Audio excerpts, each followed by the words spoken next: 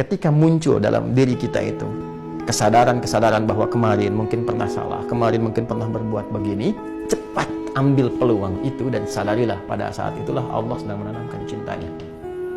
Betapa banyak wali-wali Allah Subhanahu wa Ta'ala, ya, orang-orang yang sangat dekat dengan Allah. Di banyak ayat tentang wali dalam Quran.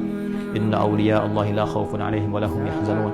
Semua wali-wali Allah itu ditanamkan ke dalam jiwanya keyakinan yang kuat, kedekatan dengan Allah, sehingga kedekatannya luar biasa, nggak ada takut, nggak ada sedih, nggak ada gelisah, kecuali semuanya menyerahkan diri kepada Allah. Saking dekatnya dengan Allah Subhanahu wa Ta'ala. Banyak orang-orang dulu yang kemudian kita kenal dekat dengan Allah, ibadahnya, kebijaksanaannya, kemuliaannya, ada yang jadi ustadz, jadi penyampai hadis, jadi macam-macam, bahkan sejak era sahabat, kan era tabi'in, banyak sekali. Dan pada awalnya siapa mereka? Ialah orang-orang yang mampu belajar dari kesalahan yang pernah mereka perbuat. Banyak sekali. Ya, ada ahli maksiat yang tadinya doyan, kemudian maksiat dengan musik, minum khamar dan sebagainya. Tiba-tiba ya lewat seorang sahabat hanya menyampaikan pesan saja, kecil kalimatnya disampaikan dengan sungguh ketulusan, kemuliaan dan sebagainya, menyadarkan bagaimana kalau engkau wafat dalam keadaan sedang begitu, apa nggak malu ketemu Allah? Ya, bahasa kitanya begitulah, menghujam kepada jiwanya.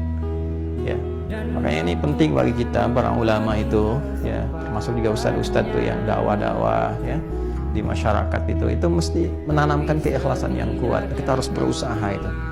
Ya, godaannya begitu banyak, materi, popularitas, macam-macam, tapi kekuatan itu mesti ada, keikhlasan, supaya menghujam kalimatnya ke jiwa, bukan cuma jadi konten gitu ya. Orang ingat itu, ingat, tapi tidak merubah hatinya. Ini problem, ya. Nah, ini kembali kepada kita semua. Banyak sekali. Ada yang tadinya pembegal, tiba-tiba belajar dari kesalahannya, dia tobat, diterima tobatnya oleh Allah, tiba-tiba jadi ahli hadis. Kan Jundub bin Junada, Abu Dzar Al-Ghifari, kita kenal sampai sekarang. Banyak sekali kisah inspiratif. Makanya penting kita merubah bacaan-bacaan kita sekarang itu lebih mengedukasi diri kita pribadi. Kenapa sih harus baca sesuatu yang gak ada manfaatnya? Ya, harus memviralkan hal-hal yang gak penting gitu. Ya, saya juga heran sama media-media sekarang tuh, ya. Yang ditampilkan tuh yang jelek-jeleknya, yang isinya tuh nggak ada faidah, yang nggak ada manfaatnya. Itu kan nggak mengedukasi gitu, ya kan? Sedangkan kita menginginkan bangsa kita maju, bangsa kita itu pintar, bangsa kita itu bisa makmur, bisa hebat, tapi berita yang disajikan isinya sampah. Ya, mohon maaf gitu, yang kalau kita lihat tuh 85% berita sekarang, silahkan klik tuh, rata-rata apa?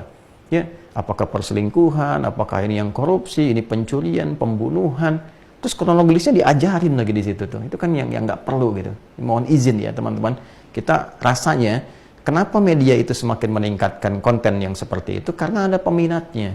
Nah, inilah pentingnya kita edukasi sebagai umat Islam, jauhi yang seperti itu. Ya, baca yang bagus-bagus. Dulu saya pikir era 90-an, 2000 awal itu buku-buku itu bagus-bagus sekali.